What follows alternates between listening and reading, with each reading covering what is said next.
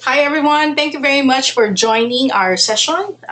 For this morning, we're going to talk about branding for MSMEs and freelancers. This is part of our e-commerce and digital marketing mentoring program for MSMEs and freelancers, where we're trying to freshen up our content and that the public can access for free. And of course, if you are not yet subscribed to our YouTube channel, I hope you can check it out and just click the subscribe button or and you can also add the like. You can also press the like button just in case you want to share it to your friends and let people know that you got the chance to watch this video. All right. So branding for MSMEs and freelancers. The reason why I included this topic for this series is that in my experience, when reaching out to MSMEs and we're working with freelancers, parang palaging may konting challenge or confusion on how they're going to position themselves or how they're going to brand or market themselves. So to illustrate, I'm curious. I'd like to know what you think. No, what worries you about your business or freelance service? You can use the chat box and type your answers, and I'm gonna read them out. So curious lang ako. With your review your current situation, maybe compare it to or maybe what happened to you last year, and as you move forward in marketing your business this year or promoting yourself as a freelancer, ano yung mga worries that you encounter or nararamdaman nyo pagdating sa inyong business? So, type your answers using the chat box, please. Siguro while waiting for your answers, I remember nung pag may mga worries ako, kadalasan iniisip ko, will I have enough clients this year? Nandun din yung how do I make sure na with the growing number of competition online who are into this field, how do I make myself still relevant today? No? Pwedeng ganun ang mga nagiging worries ko o palaging kasama yan sa mga iniisip ko.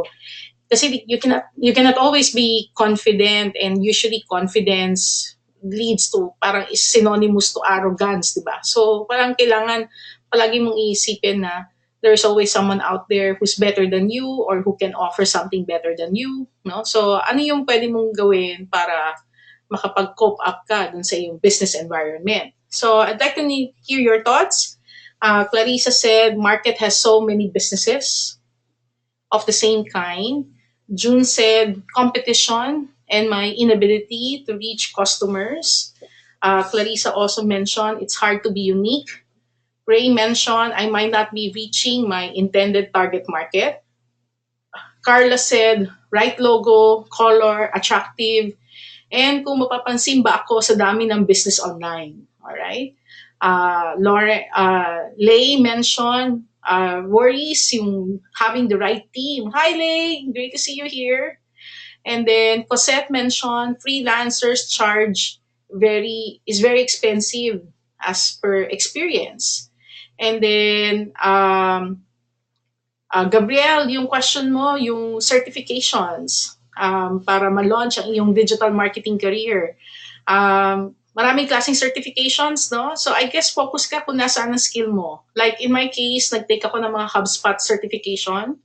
Merong inbound marketing, inbound sales, email marketing, at saka content marketing. Doon ako nag-certify. Although meron pa silang mga growth-driven design, no? And then Google also has free certifications like Google Analytics and Google AdWords. Na-take ko na rin yun, although kaka-expire lang nun sa akin, so I have to retake them again. Florence mentioned, baka po walang tatanggap sa skills ko. And then Olivia mentioned, how to show the client the urgency to avail a service. Example, website maintenance. Before they ask you to edit the details in the website. Ivy mentioned implementing new strategies. Rani said efficiency of delivery to clients. Niall said being not appealing or convincing to prospect clients, especially when I am just new to this thing, although still thriving. Joy said worry that I can cope with the technology, apps, etc. Eric mentioned how to get certificates for Google Analytics and Google AdWords. Uh, Actually, Eric, you can do a search on Google Analytics certification and Google AdWords certification. And then you can also sign up at partners.google.com and create a profile, and then may link na yon towards certification. I can give you a link to that later. Please remind me if you're staying at the end. During the Q&A, I can give the link to that. Rani mentioned for freelance consultancy, establishing credibility for a new consultant. Ayan. Okay, thank you very much. So marami tayong worries, no? And I would like to tell you that whether you are experienced or new, the worries are always there. There are no exemption to those worries, especially when you are a service provider. Kaya nga minsan po may nagsasabi sa akin na, ikaw siguro wala ka nang iniintindi, wala ka nang inaalala. Actually, ako, palagi akong may worries. Kaya napansin nyo, talagang halos everyday may mga kung ano-ano akong ginagawa. And it's good to be always on your toes, no? Kasi parang at the end of the day, hindi naman lahat nadadaan lang sa talino, no? Nandun din yung sipag, di ba? Kaya kailangan palagi tayong nagsisipag araw-araw para ma-achieve natin yung mga gusto natin ma-achieve. So there are three threats, no? Napansin nyo, based sa mga binanggit nyo, you mentioned this, marami tayong nabanggit, no? Pero I think one of our biggest threats is distraction, especially when you are new. Yung target market mo, may mga kakilala na sila, o may mga naaalala na sila, o may top of mind na sila. So, pag may naisip silang need, o na-realize na nila na may need sila, ang tendency is kung sino yung nasa immediate circle nila, yung kagad yung pupuntahan nila. So they are often distracted already to even consider new players, no? So I guess that's one of the challenge. So kaya tayo, pag nagpo-promote tayo online, nandun yung hamon sa atin na how do we make sure that whatever we post, no matter how how minimal we post, like halimbawa, nagpo-post ka lang once a day or twice a day, how do you make sure that you make sense, no? Especially if you are a service provider. Does anything that you post align to what you are as a service provider without necessarily overselling, no? Overselling yourself na parang in your face na, oh, kailangan kunin mo ko, no? And of course, there's competition. There are a lot of players out there. There are new players and there are old players. Minsan nakala ng tao na porket pag old player ka, confident ka na. Actually, hindi. Kasi, alam nyo, yung tendency na like begets like, no? Normally, when people get service providers, they look for common ground. Common ground can include same location, same age range, same field, no? Or same circle. So, hindi necessarily na porket older player ka, automatic qualified ka na. Kaya kung baguhan ka, more often than not, I would suggest that you take advantage of what you have insofar as your common ground with your clients are concerned. Like for example, kung um, taga Davao ka, then iti-take advantage mo yung pitching mo for Davao. Kung part ka ng mga organizations like JCI, so iti-take advantage mo yung being part of that community, and that's where you try to position yourself kasi pwedeng mas less ang competition mo kung nandun ka. But definitely, competition is something that you have to think about. But not to the point that whatever you do, palagi mo i-compare ang sarili mo. Kasi pag tuwing kino-compare mo lagi yung sarili mo sa iba, you're not gonna be happy. You will never be happy. So, ang pinaka-suggestion ko, pagdating sa competition, it's more of how do you make sure na even if there's a lot of competition, hindi ka mawawala dun sa space na yon. And you don't have to be better, but at least you have to be different because different is better than better. Okay? And then there's the other one called commoditization. Nandyan yung presyo, no? Like binanggit ni Ma'am kanina, may nagbanggit kanina na expensive yung mga freelancers. Actually, expensive is subjective, no? Kadalasan, pwedeng nagiging tingin sa'yo, expensive ka, pero kaya ka lang tingin niya expensive dahil baka hindi niya pa naiintindihan yung ano yung ino-offer mo, hindi niya naiintindihan yung field o yung industry na yan para magkaroon siya ng appreciation pagdating sa pricing. So, with those threats na dapat natin na nakikita natin, yung tatlong yon. So before that, saan kayo mas nakaka-relate pala? Do you relate more to distraction, competition, or commoditization? I'm curious. Saan kayo para mas nakaka-relate na threat? Yung talagang ramdam nyo siya, no? Ako ramdam ko yung tatlong yan, no? Kasi yung commoditization, minsan tingin ko kasalanan ko rin yan. Ako rin ang gumagawa ng dahilan kaya ako nako-commoditize, no? Pero depende kasi yan sa strategy.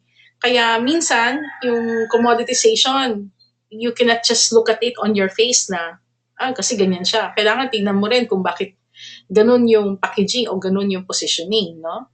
So, sabi ni Florence, relate siya sa competition, including Ray. Olivia said distraction. All of the above, sabi ni Easter.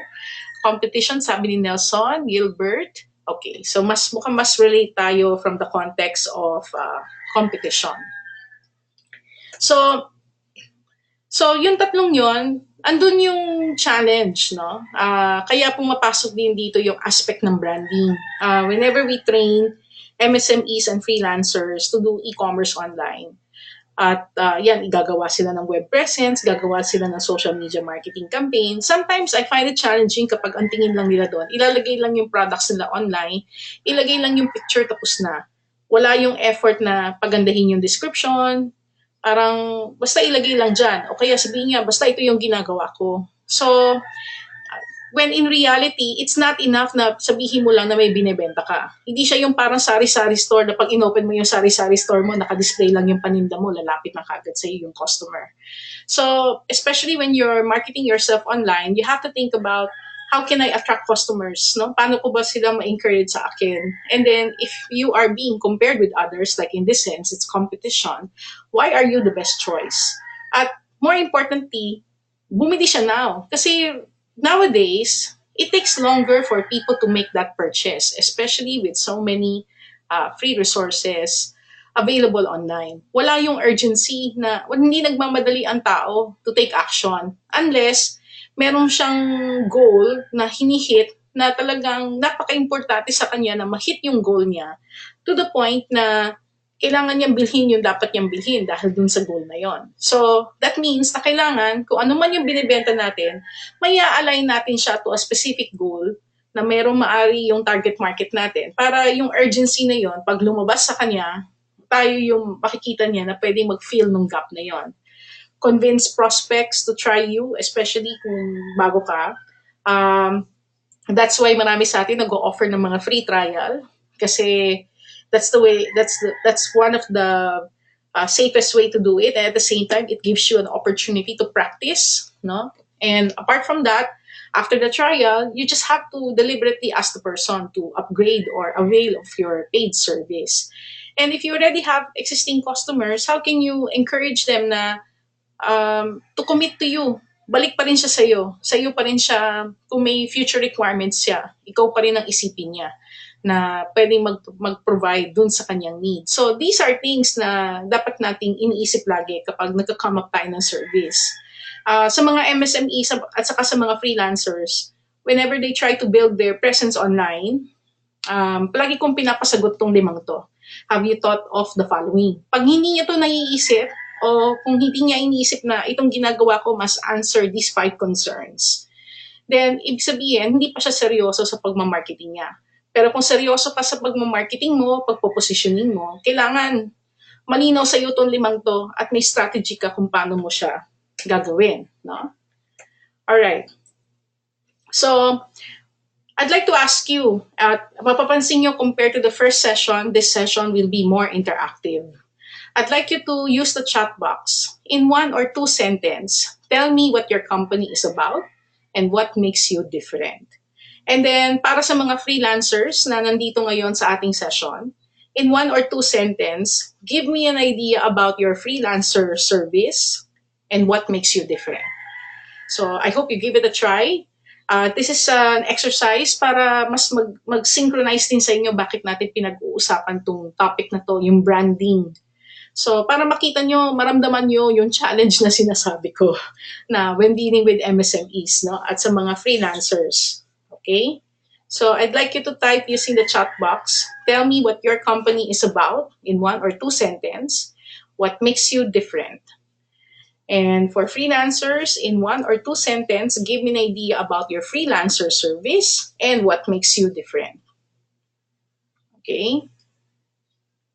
Actually, pag nagawa niyo yan, after niyan, pwede niyo nang i-post yung status sa Facebook at sa o kaya doon sa about niyo, no? Or doon sa about profile niyo sa Facebook or about profile niyo sa LinkedIn, Twitter, Google Plus, or sa inyong freelancer profile o dun sa inyong Facebook page. Okay? So, I'm curious. May mga nakagawa na ba? Alright.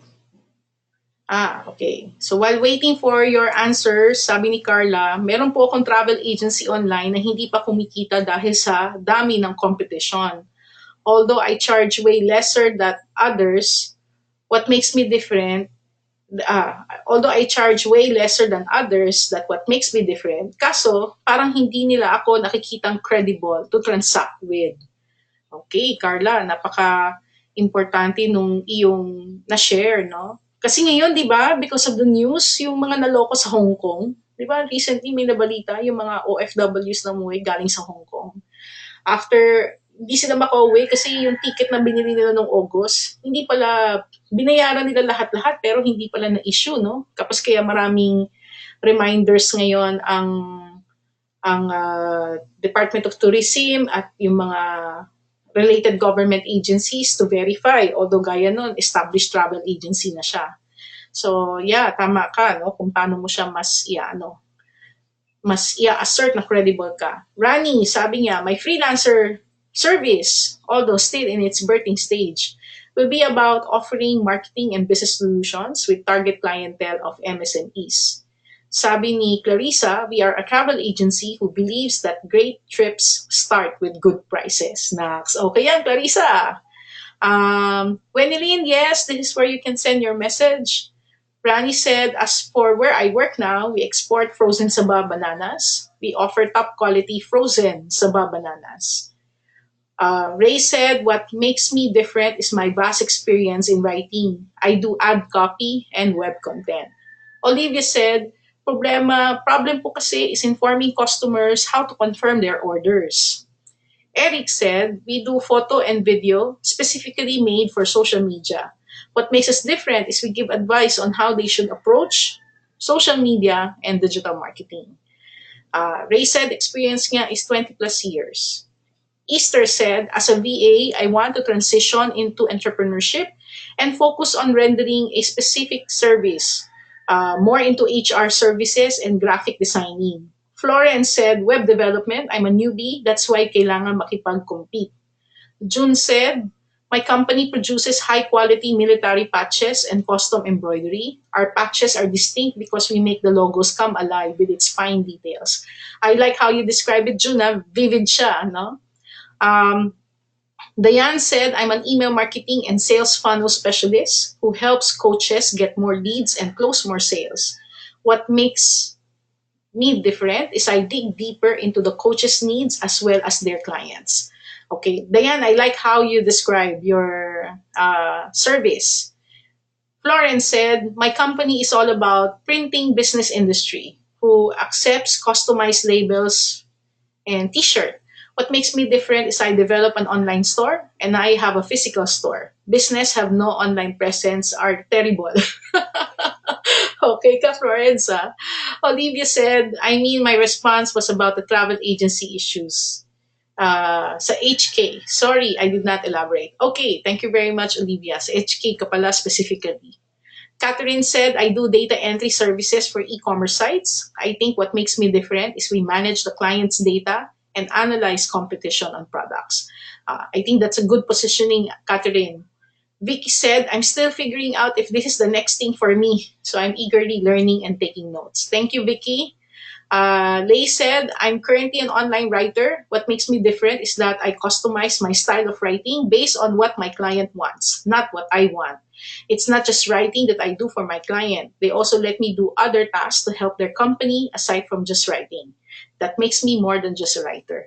I think, Lay, that is a clear demonstration that if clients like working with you, they would like you to do more stuff for them. Roxanne said, I have three online businesses: travel agency, online store, handicraft and arts craft workshop, massage therapy home service para sa mga matatanda na masahista. Kaso, standstill lahat kasi di ko alam mag-digital marketing. Thank you, Roxanne, for that info. Alright. Maraming salamat dun sa mga senior nyo. I'm sure dun sa mga nakinig, you got a point, you got a thing or two there. And if you notice, for some of you, medyo nahirapan din kayong i-elaborate talaga kung ano yung online service na ginagawa nyo or kung ano yung binibenta nyo. At more so, kung paano natin kino-communicate yung what makes us different. So I'll give you an example. So Digital Filipino, yung aking website. Digital Filipino is an e-commerce website or e-commerce resource site. We provide e-commerce insights and educational content for MSMEs, educators, and students. Now, if I will describe myself, I would say it this way. I'm Janette Toral. I'm an e-commerce advocate and digital influencer. I provide consulting, training, mentoring, coaching in the area of e-commerce, digital marketing, branding, leadership. Okay, so pansin nyo, parang dinescribe ko lang siya. So, the problem there, I don't know if you notice, medyo boring yung description. Kaya siya boring. Pag sinabi natin boring, anyone can say it.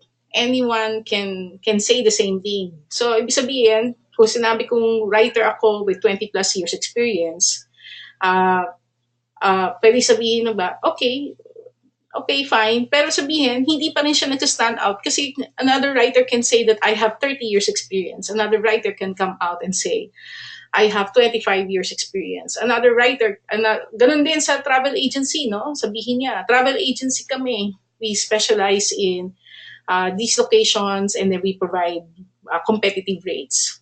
And a new travel agency can also offer the same. And that is where the challenge is, no? At doon pumapasok yung branding, no? Through the way we brand ourselves, brand our business. How can we make our brand values stand out? Pag sinabi natin branding, hindi lang naman siya yung logo. It's everything about you. Yung values mo, yung values ng business mo, ano yung service, ano yung binibigay mong benefit sa iyong market na reflective siya ng values mo, yung commitments mo. So everything that you say, everything that you post represents your brand. No? Kaya of course may mga pumapasok na technicalities like yung logo, yung colors, pero yung logos and colors parang ano na lang siya, kasama na lang siya sa mga execution. Pero hindi porket wala kang logo, wala kang branding. Hindi naman ganun siya kasi your logo is not your brand. It's you, it's who you are as a service provider, the values and the commitments that you provide to your clients, no? O yung binibigay natin sa ating mga clients. So, our challenge is that whenever we try to communicate our services online, at ito, challenge to sa mga email marketing specialists, lead specialists, sa mga digital marketers, is whatever content we post online, how do we make this stand out? Kasi kung hindi siya mag-stand out, then why bother doing it? Kasi sabi nga natin, di ba, okay lang na maging serious ka, basta hindi ka boring. At dapat meron kang ina-add na value. Kasi if your post doesn't add value, then you're just wasting your friends' time, no, by being seen on the feed of that person. And maybe sooner or later, that person might start unfollowing you. Maybe sa una, amusing pa siya. Pero baka pag tagal-tagal, mabubwisit na siya dun sa sinishare natin online. So, kaya importante na mag-stand out siya in a good way na good way, ibig sabihin, nakaka-add siya ng value. If it's not gonna add value, then don't bother. Yun yung premise na pinupush natin in this session. So, I'd like to ask you, and this is more of a confidence question. Do you regard yourself as an average or a high achiever? May I know? How do you regard yourself? Like, okay, pinakilala mo na yung company mo, pinakilala mo na yung service mo. Pag sinabi kang how good you are you? Ano sasabihin mo? Ano po ko? I'm a high achiever service provider, or do you introduce yourself to be an average service provider? You can type your answer using the questions box. So I'm curious how you explain yourself. All right. So while waiting for your answer, sabi ni Nile on weekends is just another service provider. It's not just another service provider, but a reliable partner to meet branding and marketing goals of local businesses in Iloilo. I don't just deliver success, but I become one with my client success. Creativity, motivation, passion are my pillars. Thank you very much, Nile. And Geraldine, okay yun, Nyla. I like how you describe it, no? Sabi ni Geraldine, still employed but really considering shifting. What will make me different probably is no VA yet, is into employee benefits. VA needs HMO and insurance coverage. That will also help startup businesses. Thank you, Geraldine. When Lynn said, startup business pa lang ako, I sell vegetarian products. I already created an FB page, kaso ako confused madalas ang nagbi-visit ng page. Kasi napagkakamalan lagi ako restaurant. Okay, oh, interesting yung challenge mo, Wendelin. And then, not sure how to sell online pa. Kaya I joined this webinar session to learn everything about online selling. Cecilia, I'm a freelancer in Upwork, providing CAD and engineering services for clients for almost 7 years now. I offer high quality output, take pride in long term relationships with clients in a rate suitable for both parties. Thank you very much, Cecilia. I like how you describe your service. Ray said he's an high achiever. Gilbert said average. June said high achiever. Florence said above average for me. If we will relate the achievement to sales, I'm an average, sabi ni Clarissa. I build my brand on trust, sabi ni Olivia. Ivy said high achiever. Okay, thank you very much. Of course, ang goal natin kapag pumasok tayo sa area ng branding and with the intention of improving our brands, syempre gusto natin na tayo ay maging high achiever. Leadership guru John Maxwell discourages us from using the term average or to us or to or to even describe ourselves as average. Kasi according to John Maxwell, the way he described average is that if you're average, you're the lowest of the best and the best of the worst. Parang ganun siya, no? Parang ganun siya din-describe kung paano niya define yung average. So we are asked to shun away from using the word average kasi yun ang parang ganun ang tingin pag sinabi mong average ka. So lowest ka sa mga magagaling, tapos para bang pinakamagaling ka doon sa mga hindi magagaling. So, kaya hindi raw ideal na i-describe natin dun, yung mga sarili natin doon sa middle ground na yon. Okay? So, so ano ba yung high achiever? So, Sally Hogshead, the author of Fascinate, said na ang may success formula ang mga high achievers. At when we build our brand, of course, may mga exercises tayo na pwedeng gawin para mas maintindihan pa natin yung brand natin. Pero knowing what your brand strength is one thing, but communicating it is another. So, we're encouraged to look into three things. But the most important is yung kailangan meron kang ma-deliver na specific benefit. Kaya natutuwa ako dun sa mga nag-describe kanina ng sarili nila and they communicated what makes them different. Kasi yung difference mong yun yung specific benefit na binibigay mo sa iyong target market. At kapag yung specific benefit na yon mas na-amplify mo, hindi mo kinakailangan makipag-compete on price. Kasi clear kang nakakapag-distinguish sa sarili mo. Of course, what might be expensive for one will be cheap for another. Kaya minsan, yung price is subjective. Kasi yung iba, sabihin mo presyo mo, sabihin nila mahal ka. Yung iba, sabihin mo yung presyo mo, sabihin nila ang mura-mura mo naman. No? So, kaya hindi mo pwedeng gamitin lang benchmark yung huwag kang ma-hang up masyado pagdating dun sa price. Talagang you have to be confident with your benefit that you provide and put the right price tag for it. And if you are able to communicate your worth, in essence na if you are worth more, then you are paid more in the process. At yun, mahalaga yun. Like, for example, when people ask me, Janet, ba't ka nagko-conduct ng free webinar? Aren't you diminishing your worth in the process since nag-offer ka ng free webinars like this. Actually, the opposite happens. No, I become in the process. I become worth more because of doing this type of advocacies. But of course, iba kasi yung target market ko, no? Kagaya nung kinommunicate ko nung last session, digital marketing, if done right, will allow you to connect to the 20% who will give you your 80%, no? Kaya kailangan naka-align siya. So kung ma-define mo kung sino yung 20% mo who will give your 80%, then kailangan yung branding mo, communication mo, um, how you assert your benefits. Ang kailangan mag-goal mo na ma-attract mo yung 20% na yon who will give you your 80%. Not the 80% na who will only give you your 20%. No? Okay, so I hope na-capture nyo siya. So, when you evaluate how you communicate, do you consider yourself fascinating when you communicate? Do people take your communications seriously or do they ignore you? Of course, pagdating sa Facebook, we get hung up on likes and comments, pero hindi naman yun ang barometer. I mean, like in my case, I read a lot, pero I will tell you, siguro mag-like ako. Ang napakatipid ko mag-like kasi parang medyo stalker ako rather than, parang listener mode ako rather than the engager. No? I'm sure marami sa inyo ganun din. Mahilig magbasa pero hindi necessarily na nagkiklik ng like or comment. So, it depends, no? So, tingnan nyo rin, no? Do you find, what do people say when you communicate? Like, do they find you fascinating? Um, do they find you engaging? Or parang do they get bored and tune out? O parang pakiramdam mo pag nagsasalita ka, parang hindi sila nakikinig sa'yo, no? So, minsan nangyayari yan sa atin.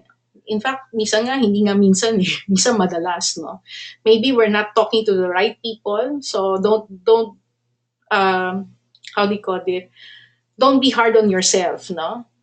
Baka maling market lang yung kinakausap natin.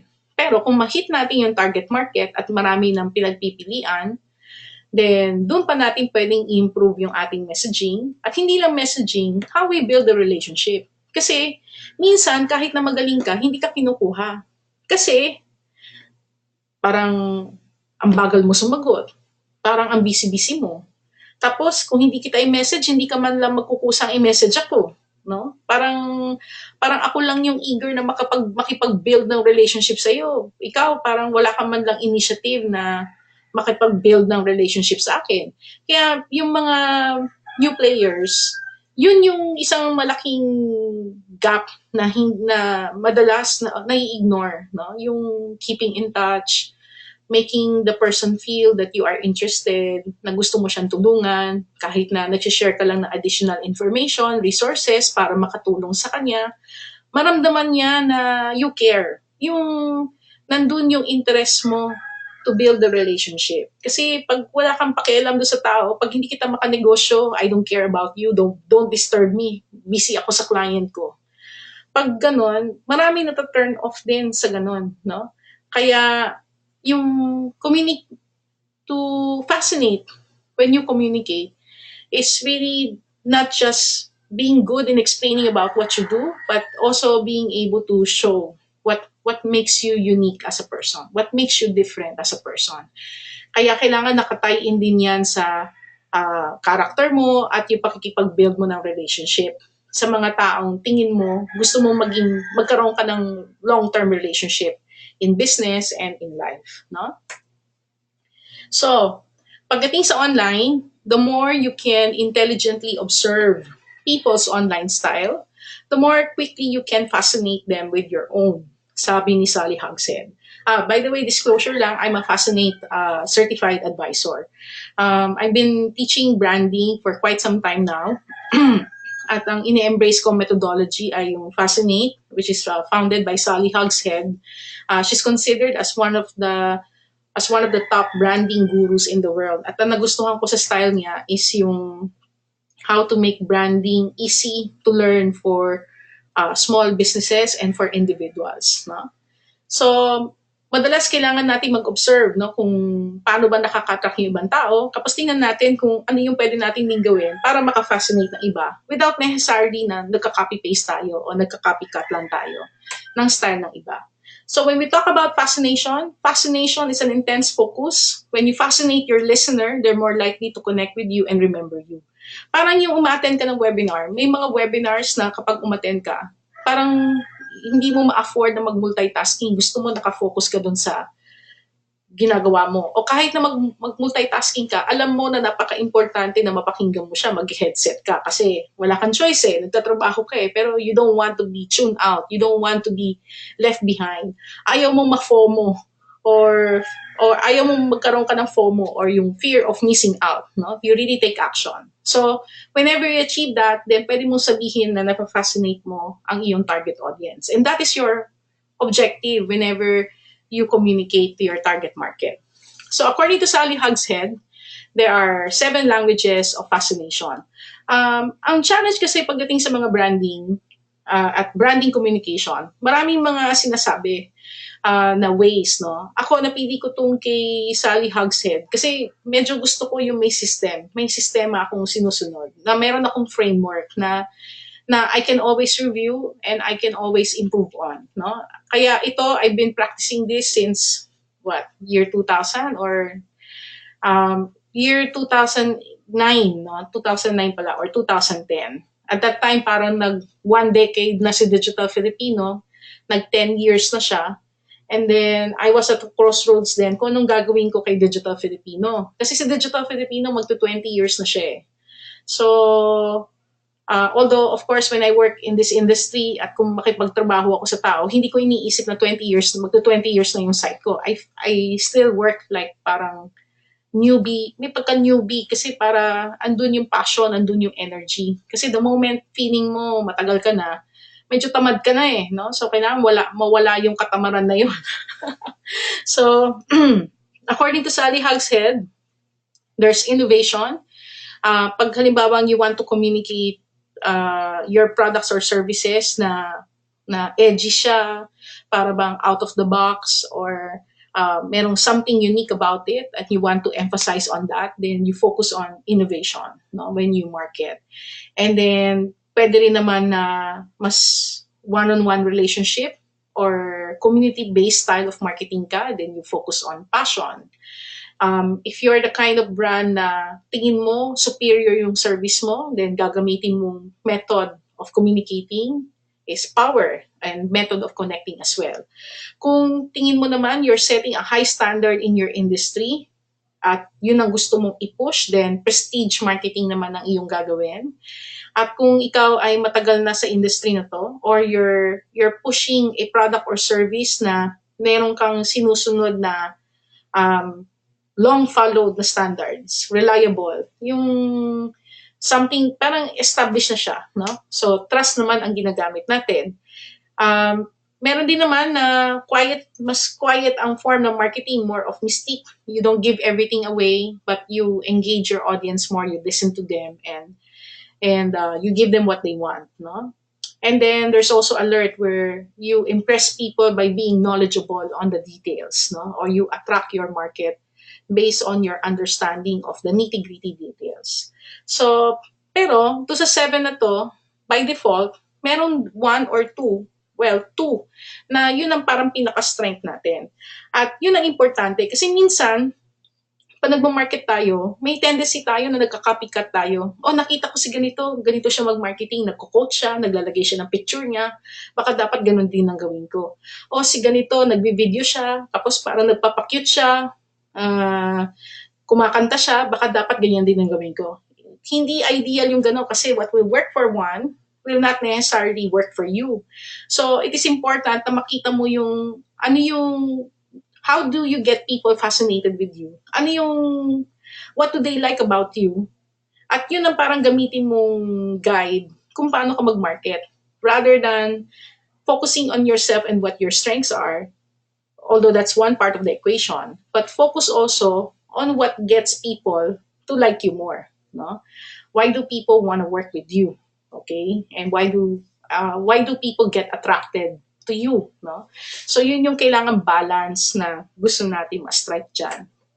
So, in the digital world, medyo kinonvert ko siya, no? So, kaya may mga analyst, authority, connector, guide, leader, elite, rebel. So, depende yan kung paano mo pinoposisyon ang iyong sarili, no? Siguro offhand, before we continue, I'd like to ask you, anong tingin nyo of the seven? Saan kayo tingin nyo mas nakaka-relate? Yung when you look at your brand, your products and service, what makes you different, tingin nyo saan kayo mas naka-align? Ano yung language that you communicate when you go out there and market? Do you use do you think you are communicating using any of the seven? Or wala? Para bang papalit-palit? You can type your answers using the questions box. So, I'll let you type your answers first. Give me a few seconds. Kuha na ako ng water. Hold on.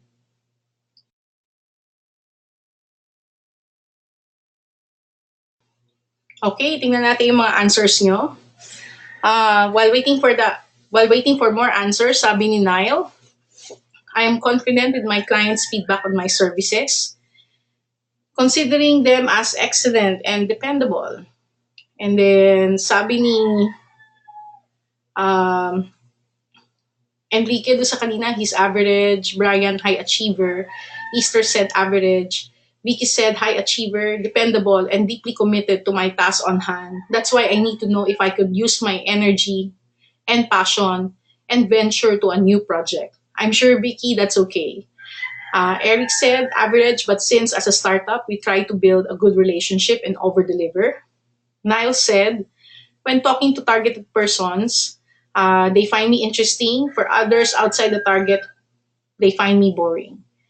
Okay. Vicky said, I engage people. Cleo said, as a VA, I have existing clients and I'm having a hard time juggling from different clients and projects. I hope I can get some advice or guidance. How would I be able to start having a team of VAs for different clients or projects? And also, I'm managing a printing company. The company has been operating for several years already, and we want to focus in optimizing our website. Okay, I hope I can get some advice po. Okay, Cleo, maybe you can give me the URL of your website later during the Q&A. I think I communicate well verbally. Problem is making a compelling proposal at a limited time. Sabi ni Olivia. Olivia, dyan papasok ang templates. And Carla said passion. Eric said passion. Excellence and mistakes. I think sabi ni Dayan. Gabriel said passion also. And trust, sabi ni Luella. Power kasi confident kami sa product namin. Sabi ni Rani. Lay said passion and power. Clarissa said alert. Passion, trust, innovation, sabi ni Florence. Prestige and power is what I want to communicate. June, sabi ni June. Passion and power according to Vicky. Trust, sabi ni Catherine. Passion, sabi ni Claire. Innovation, said Florence. Cecilia said prestige. Prestige and mystique from Diane. Innovation from Gino. Passion and innovation from Manilyn. Prestige from Gabriel. Prestige and trust from Ray. And June said, but can you communicate more than one language? Or should you focus on one only? Actually, June, pwede ka mag-combine. No? You can use two. You can use one. You can use a combination. But ideally, you need to decide. You need to use one where you are consistently communicating effectively, and then you just add the other. Don't abandon your strength. For example, if your strength is passion, and then nag-decide ka, ayoko na ng passion, mag-alert na lang ako at saka magta-trust. Baka hindi ka maging effective kasi hindi siya yung natural na fascination advantage mo. Kailangan alam mo kung ano yung natural mo. Kapos dun ka, kahit na ano pang ibang combination ng gawin mo, kailangan mag-stick ka kung saan ka pinaka-strong. Kasi yun yung consistent ka. No? Gumagamit ka lang ng iba dahil depende sa situation that you are in and you need to calibrate. Olivia said, trust and innovation because of my vast experience from traditional creatives to tech, innovation naman due to problem-solving tactics that we implement. I like that, Olivia. Power and passion, sabi ni Enrique. As far as my consultancy, more of passion and innovation, sabi ni Rani. Cosette said trust because we've been in the business for 2 decades now. And Christian said power and prestige. Gilbert said passion and power. Olivia said my clients were established from a specific problem I was able to resolve. Christine said innovation. Charlene said trust. Charlene. Maria Elena said passion for relationship. Iris said passion. Marisa said, as a sales, I would like to fascinate my client using different techniques of fascination, but I would like to engage on clients. Trust as the foundation and use the different techniques of fascination. Marisa, I like that. Actually, parang pwede ko masabihin, you hit the nail right on the head. I hope I did not make a, I hope di ako nagkamali doon. Bisa na pagbabaliktad ko yun. um, Tama ka ron, no? Ideally, if you are into sales, mastery of the 7 is important. But of course, anchoring first on your main strength. Kaya ang challenge, kapag nagko-communicate ka, mag-stick ka to one, and then you do a combination. So, depende sa kausap mo kung ano yung behavior ng kausap mo. Halimbawa, kung nararamdaman mo, parang trust ang persona niya, then gagamitin mo yung trust na language in conjunction with your fascination advantage. So, para makarelate ka sa kanya. Kasi parang misa may kontrapelo dyan eh. For example, innovation, so new ideas, new execution. Pag nakakausap ka ng trust na mas more anchored on something stable, repeatable, pwedeng hindi kayo magkakasundo. So, kung innovation ka, kailangan makita mo kung paano mo pwedeng i-add yung trust sa'yo para um, para makakommunicate ka dun sa person na ang anchor niya ay trust, no? For example, like itong technology, itong e-commerce, e-learning, among other things, di ba maraming mga developments dito na nasa innovation space.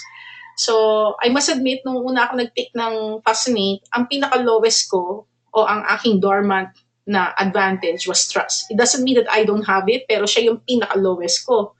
So I tried improving on it, although hindi naman super effort, by doing something more consistent, no? So para may mga repeatable akong process, like meron akong if you notice, may mga consistent kaming ginagawa. Every month, meron kaming 101. Every month, may ganito kami. And normally kasi, trust is communicated through stability and through consistency. So the more consistent you are, may mga tao na trust ang kanilang anchor, they trust you more if they can see that you are consistent. Pag medyo papaiba-iba ka, yung mga trust na turn off doon. So, depende siguro kung sino yung iyong target market. Ideally, you don't adjust para makasuit lang doon sa gusto ng kliyente mo. Gusto mo ma-hit yung client na ma-appreciate yung strengths mo. No? Passion and innovation, sabi ni Nile. Thank you, Olivia. Passion and alert, sabi ni Joy. Passion, innovation, and trust, sabi ni Roxanne. Geraldine said, I think I am into innovation and passion. Innovation, as I am open to new learning rather than just be stereotyped. I give my heart into anything I desire. Okay. O, di ba? Ang bilis ng oras. Nagulat na lang ako, 10:51 na. Okay, I know marami pa tayong pwedeng pagkwentuhan, but please feel free to keep on adding your comments dun sa ating chat box, and I'm gonna read them all later after the discussion. At pwede tayong mag-overtime, pero yung discussion natin, didiretso ko na siya kasi I know that some of you cannot stay beyond 11 o'clock. Alright? So, you have to figure out what makes you fascinating, kagaya na nasabi ko sa inyo kanina. So, one of the ways that you can do it is you can take a fascination advantage assessment test. Yung iba, nagtitake sila ng mga strength finder at kung ano-ano pang mga ibang test. For me, since Sally Hogshead launched Fascinate back in 2009 or 2010, ito yung na-take on test. So, at natuwa ako sa kanya kasi parang feeling ko, kasi ang premise kasi ng test is not how you see yourself, but how others see you. So, nakalagay dyan, ang aking primary advantage is mystique, meaning I'm more of a listener. And then, natuwa ako sa kanya kasi by default, as a person, pagkausap mo ko, hindi ako pala salita. I'm more of a listener. In fact, kahit na magtanong ka sa akin, minsan hindi ko pa sasabihin sa'yo lahat, especially if it's personal, no? Pag hindi ako comfortable, hindi ko sasabihin sa'yo hindi ako comfortable, pero I will subtly deviate the conversation para lang Dahil hindi ako ganun kasanay, no? So, parang, especially kapag tingin ko, this is not about me, it's about you. So, kailangan ma-shift ko yung conversation more for you because I'm here to listen to you, no? Of course, I will do that subtly para hindi naman makaka-offend, no? So, nakita ko na mas nakarelate ako sa kanya. So, sabi dito, my primary advantage is mystique, my secondary advantage is innovation, at ang aking dormant advantage is passion. Hindi ibig sabihin wala akong passion. I think naramdaman niyo naman may passion ako, di ba? Pero ibig sabihin, of the seven, parang siya yung aking lowest ranking. Although, pag nakita niyo yung charts ko, above average pa rin naman siya. Medyo na, dahil matagal ko na itong ginagamit, medyo kinaril ko na itong pitong to. Yun nga lang, minsan, pag masyado mo siyang kinarir, pwede mako-confuse yung nakakarinig sa'yo. Kaya, wag niyo siyang i-overdo. Kasi minsan pag in-overdo mo siya, yung ginagawa mo lahat yung seven na sabay-sabay, pwede may ma-turn off dahil nalilito sila. Ano ba talaga kino-communicate mo? So, yun yung mga lesson learned ko lang pagdating sa space na yan. So, after taking the test and knowing what my primary and secondary advantage is, I look at my personality archetype. So, ang sabi dito, if my primary advantage is mystique, my secondary advantage is innovation, I am the secret weapon. Yun ang tawag sa aking archetype. At ang aking alternate is the provocateur, yung innovation saka mystique. Now, saan mo pwedeng gamitin yung ganitong chart, no?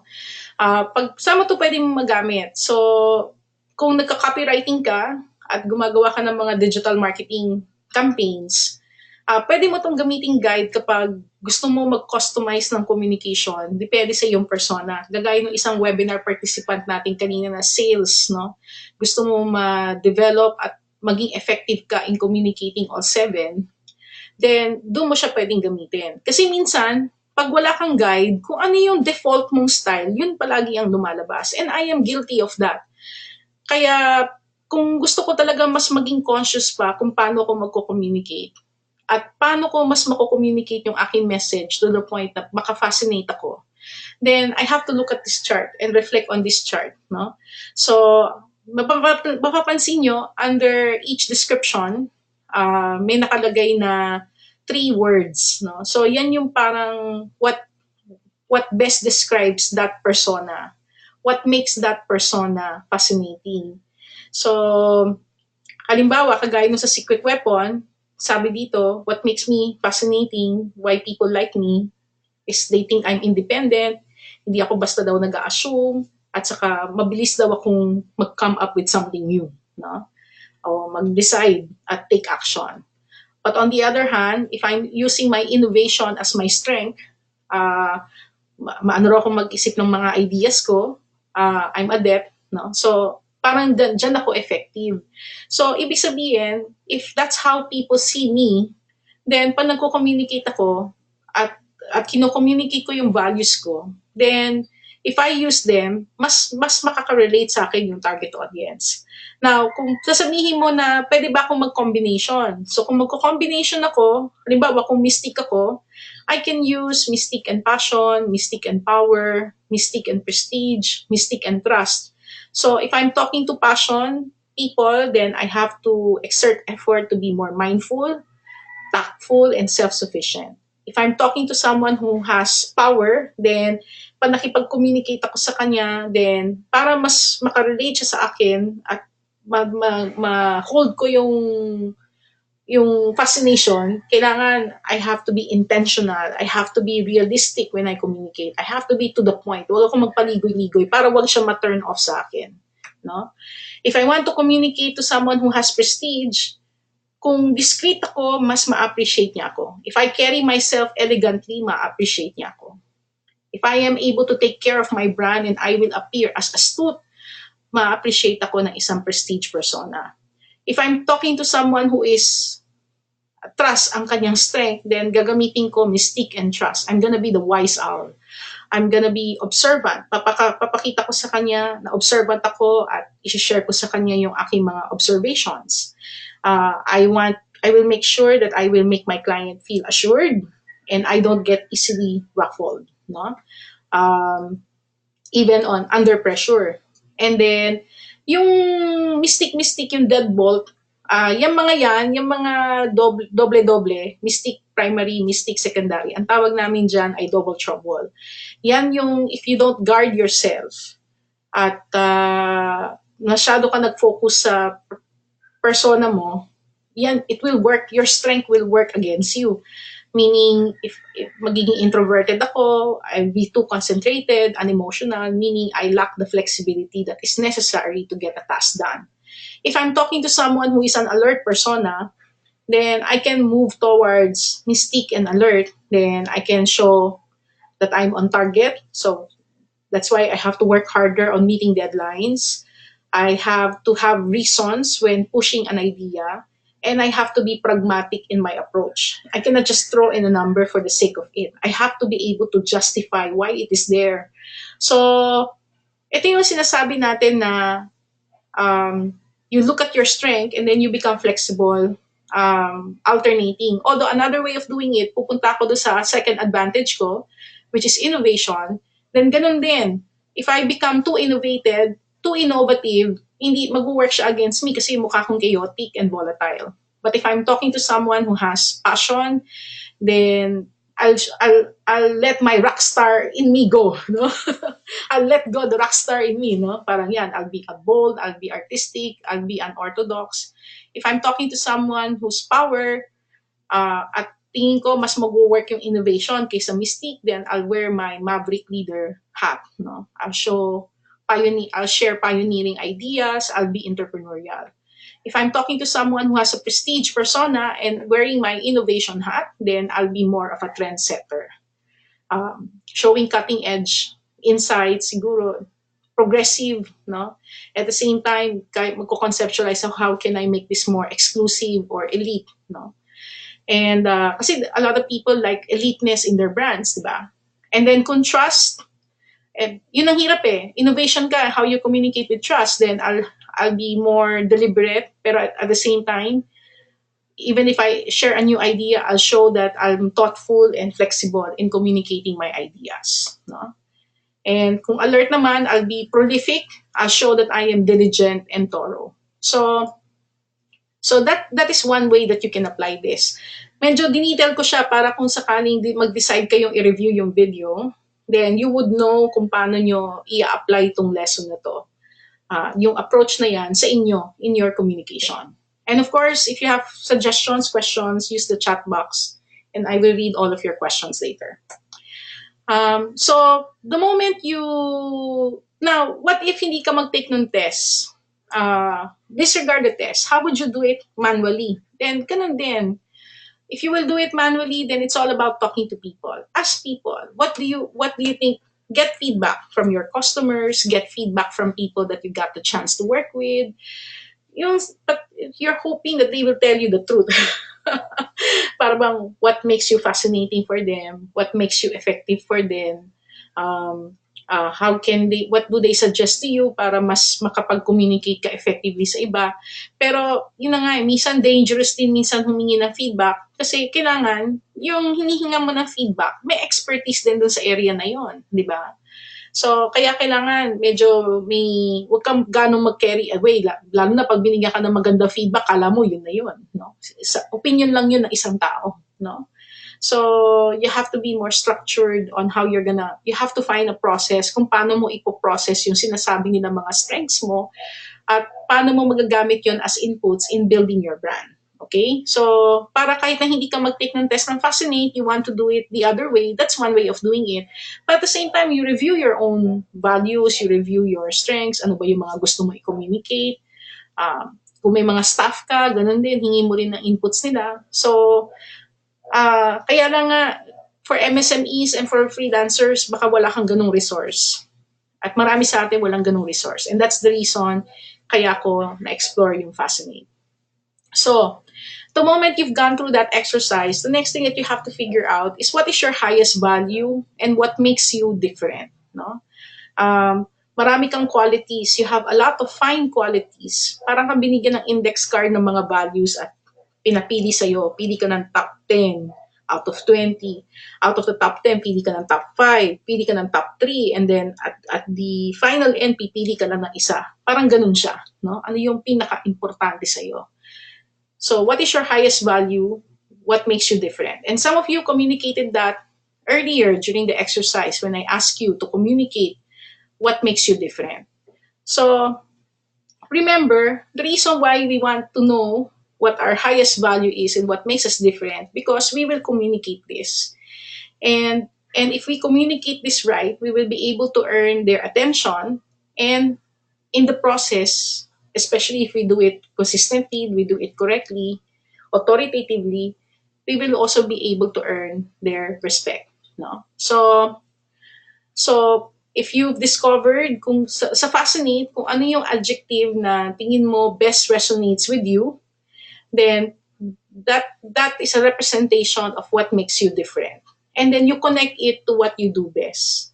So when we talk about your highest distinct value, this is what makes you different from others. And this is the strength that you want to communicate to others, to deliver above and beyond what is expected. So, for example, kanina nag-communicate ako, di ba? Sabi ko, I'm Janette Toral, I'm an e-commerce advocate and digital influencer. I provide consulting, training, mentoring, coaching in the area of e-commerce, digital marketing, branding, and leadership. So that's the parang default. No? Now, if I will be more deliberate and add branding components, na i-add ko yung mga keywords from my strength, mag-iiba siya. I'm Janette Toral, an e-commerce advocate and digital influencer. At my highest value, I provide independent insights through consulting, training, mentoring, coaching in the area of e-commerce, digital marketing, branding, and leadership. So napansin nyo kanina, dun sa chart na pinakita ko, yung mystique, ang isa sa mga keywords niya ay independent. So maraming mga keywords, pero I think yung where my strength lies is my independence. Kasi hindi naman ako talaga aligned to any group, no, na masabi kong 100% doon ako aligned, no. So I'm independent in what I do, no. So feeling ko that's my strength, although some might see that as a weakness, pero in my case I'm using what others might perceive as a weakness as my strength, no. So, kaya sinabi ko rito, at my highest value, at my best, I deliver independent insight. At kung mapapansin nyo yung wallpaper ko sa Facebook, yung cover photo ko, yan ang ginagamit ko. Yung business card ko rin, kapag nakakuha ka ng business card sa akin, mapapansin nyo, kino-communicate ko yung at my highest value, at my best, I deliver independent insights. Para pa nagkukwentuhan na kami, oo nga no, totoo nga, kasi habang nag-uusap tayo, you're offering me insights at lahat yung personal insights mo. So, they're independent insights. So that is what you want to be able to achieve. Ma-communicate mo yung highest value mo at your best. Akala ko dati, ang brand ko ay yung e-commerce advocate. Akala ko dati, ang brand ko ay yung digital influencer. Hindi pala. Yung e-commerce advocate and digital influencer, it only describes what I do, maybe partly what my values are, but what will make it more unique is yung pag-integrate ko na I add or I provide independent insights. So, pinapractice ko siya in what I do. Kaya if you want somebody who can offer you independent insights, I can help. If you have problems where you need help, and if you think independent insights can help you, then I can be there for you. So, dapat kung ano yung ma-define mo na strength mo, yung highest value mo, kailangan whether in good times or bad times, kaya mong sabihin na yung ino-offer mo, makaka-add siya ng value to client. So, kung kailangan niya yon, pwede ka niya itap. Kung ganito yung situation, di maganda, kailangan niya yon, pwede ka matap. Okay? So, that's the idea there. So, and of course, when someone reads your message, they should hear your voice. No? Kailangan, kaya importante na you know your branding. Kasi, pag alam mo kung ano talaga yung best represents you, yung highest value mo, whatever you do, yun ang kino-communicate mo. Like you're listening to this webinar, I'm sure for a lot of you, dito nyo lang naririnig yung term na fascinate. When you go out there, walang gano'ng nagbabanggit yan. That's independent insights for you. No? So, Another question, why do certain messages captivate while seemingly equivalent, deserving ones never get attention? Yan, isa pang challenge natin yan. And due to lack of time, hindi ko na siya, medyo kukulangin na tayo ng oras mag Q&A. Pero there are a lot of reasons to it. No? A lot of it is yung may tendency tayo na we only communicate for the moment. Although wala namang masama na talagang dapat nandito ka sa present, mag-focus ka sa present. Pero if you're really serious about branding, kailangan whatever you communicate, hindi ka lang nakatingin sa present, pero mas broader pa yung concern mo. And when it comes to branding, it's all about building a fascinating brand. Always remember that whatever you post, whatever you communicate, whether good or bad, is a reflection of your brand. So to create a fascinating brand, there are 6 components. So when you communicate, depending on your strengths, it should be able to provoke strong and immediate emotional reaction. Of course, emotions, there are many types of emotion. May pleasure, may pain. No? So, depende pa. Marami pang subcategories doon. Pero dapat meron kang emotion na masaspark. And to the point that you will get advocates for it. No? So, like some of you who are here in this webinar, you started sharing this to other people. So, technically, you're also advocates. No? So, dapat makakapag-create ka ng advocates. And you become synonymous to something. Like, for example, on our end, I work hard na para yung digital Filipino maging aligned siya. When people talk about e-commerce, people also remember us. Although ngayon, pag sinabi mong e-commerce, nasada eh. So, sana kahit paano, naisip pa rin ng tao, ay, digital Filipino nandyan, no? And you get people to talk about it. And then, of course, if you're strong with your branding, it also forces your competitors to realign around your brand. Kasi all this, they try to shy away from your brand kasi lalo na kung ayaw nila ng direct comparison, no? At mas maganda, if you can make your brand be instrumental or be part of activities na pwedeng mag-cause ng social revolution or be part of a social revolution. Okay? So, now, of course, meron tayong personal brand. Another branding that we have to take note of are the products and services that we are offering. Kasi 'di ba, lahat tayo, hindi lang naman isa yung business, hindi lang naman isa yung ginagawa natin. May mga products and services tayo. At kung meron kayong mga iba't ibang products or services, hindi naman pwedeng kung ano yung personal branding mo. That's how you're going to communicate all your brands. So, meron pang isang test that you can take at brandfascination.com.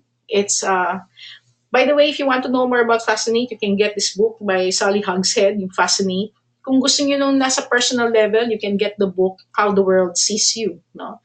So sa brandfascination.com, ibigay ko siya sa inyo para just in case you want to try it out. Hindi ko pala siya na-type yung URL. Okay? So sa brandfascination.com, pag nag-take ka ng test, kailangan pag tinake mo yung test, iniisip mo yung product or service that you have or that you have created. So halimbawa, when I took the test thinking of Digital Filipino, ito yung power brand ni Digital Filipino. So meaning, if I want to communicate Digital Filipino, I have to use keywords like assertive, goal-oriented, decisive, purposeful, and opinionated. That's the brand of Digital Filipino. So, itong mga keywords na to, gamitin ko siya para mas ma-communicate ko pa yung value ni Digital Filipino. Ideally, dapat magamit ko yung 5. And another thing that I have to do is whenever we communicate what we do, kailangan gamitin ko yung marketing pillars ng isang power brand. Ang marketing pillars ng isang power brand includes we must be able to communicate that we lead the way, we take control, we pursue specific goals, and we voice opinions of authority. So for example, kanina binanggit ko yung Digital Filipino. I said Digital Filipino is an e-commerce resource site. We provide e-commerce insights and educational content for MSMEs, educators, and students. Yan yung default. Now, since I am a power brand, pwede kong improvein to para mas maging effective pa ako when we communicate our brand. I could now say that digitalfilipino.com is a purposeful e-commerce website. We provide goal-oriented educational content designed for decisive and assertive MSMEs, educators, and professionals. Although, of course, I could say it better kasi ideally, dapat yung mga keywords mas align siya sa akin. Pero, ganun din eh. It reflects also the kind of market that we want to attract. For example, kapag nakaka-attract ako ng student na hindi decisive, hindi assertive, nafo-frustrate ako kasi aggressive yung content ko eh. No? Kaya kapag halimbawang hindi nagle-level up yung aking student para ma-match yung energy ng content ko, I get frustrated. O parang feeling ko nagfe-fail ako. No? Kaya minsan maganda yung kino-communicate mo ano yung messaging ng brand mo. Since I am a power brand, ideally, I must attract students who are also power. Para mag-enjoy siya kasi nai-enjoy niya yung power eh. Yung power style of communication, power style of branding. Therefore, kukuha din siya ng content dun sa o kukuha siya ng mentorship dun sa makakapaglabas ng power pa niya, no? Parang ganoon, no? So, kaya importante na kino-communicate mo yung brand mo kasi kung ano yung kino-communicate mo, yun yung ma-attract mo. Okay? So, pag inobserve ko yung marketing pillars, sabi ko kanina, di ba, binanggit natin kanina na may marketing pillars. So, this is an example of how a marketing pillar can be communicated. Like, for example, lead the way, work with government agencies to develop and campaign for the Philippine e-commerce roadmap implementation. Doon sa take control, ginigay kong example yung certification program, meeting rigorous criteria and produce compelling evidence output. I think doon sa mga nakatrabaho ko sa mga trainings ko, medyo alam nyo na yan, anong ibig sabihin yan. I have specific goals, so help in enabling 100,000 MSMEs to do e-commerce. Voice opinions of authority. Usually, power personas are opinionated. So totoo naman yon. So, huwag ka matakot mag-voice ng opinion. So, in this case, yan, nilagay ko. Electronic invoice receipts as a default, not an option. Implement digital signatures and e-notary for efficient B2B, G2B, G2C. So, example lang siya, no? Of course, this can be improved pa. Pero, I hope you're getting the idea. Now, ang tanong, ilalagay ko ba sa website yan? Hindi ko sasabihin yung 4 pillars. Pero I have to make sure that whenever I communicate, whatever pa yung product or service na i-offer ko under the Digital Filipino brand, kailangan nandun palagi yung 4 elements na yan. Kailangan maparamdam ko that I lead the way, I take control, I am clear with my goals, and there's a reason why I'm doing all of this because I have specific goals that I want to reach, and I must voice an opinion of authority. Okay? When you take the test, makikita nyo rin kung ano yung mga marketing pillars ng persona na naka-assign sa inyo. Siguro you can take the test later and you can share me your results. And of course, when you communicate, a lot of our communication takes place in the form of social media. So I hope that when you do so, don't put social media from a context na part lang siya ng brand mo. It is a reflection of your personal brand, especially when you do it on your wall and on your pages. And you'll be posting a lot of messages, you'll be posting a lot of content to communicate your brand. Pero of course, it's not just about telling others who you are and what makes you different from others, but it's also about being heard, being remembered, and being acted upon. Kaya importante na nakaka-connect tayo to our audience, look for common ground, remember that it's not about you, it's about them. Kasi minsan we get obsessed about us. We should remember that whatever we post out there, it's about our audience. So especially if we desire to influence them and take action. And to become more successful, please don't change who you are, but instead become more of who you are. All of me loves all of you, no? Lahat ng perfect imperfections mo. That is what makes you unique. And of course, you just have to decide how are you going to use them para mapakita mo na pwede siya maging advantage to your client, no? Rather than a disadvantage. Okay? So, thank you very much for joining this webinar session. And we can now answer questions, and I will review now what's in the chat box. But for those of you